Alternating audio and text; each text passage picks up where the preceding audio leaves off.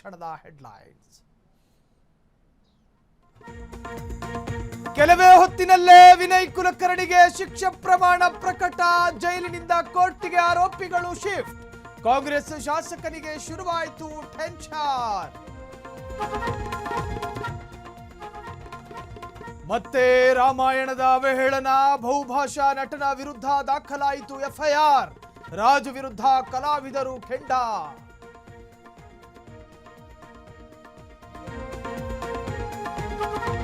ವಸ್ತು ಹೇಳುವ ವ್ಯಕ್ತಿಯಿಂದ ಲೈಂಗಿಕ ದೌರ್ಜನ್ಯ. ಗರ್ಭಿಣಿಗೆ ಕಿರುಕುಳ ಆರೋಪ. ಗೋವಿಂದರಾಜನಗರ ಠಾಣೆಯಲ್ಲಿ ಪರಸ್ಪರ ದೂರು.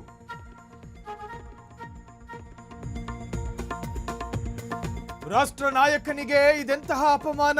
ಭಾವಚಿತ್ರಗಳಿಗೆ ಸಗಣಿ ಎರಚಿದ ವಿಕೃತಿ. ಕೊಪ್ಪಳದ ವೀರಾಪುರ ಗ್ರಾಮದಲ್ಲಿ ಅಟ್ಟಹಾಸ.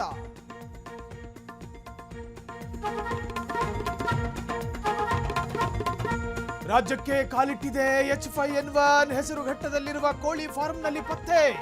ಅಲರ್ಟ್ ಆಗಿರಲು ಆರೋಗ್ಯ ಇಲಾಖೆ ಸೂಚನೆ.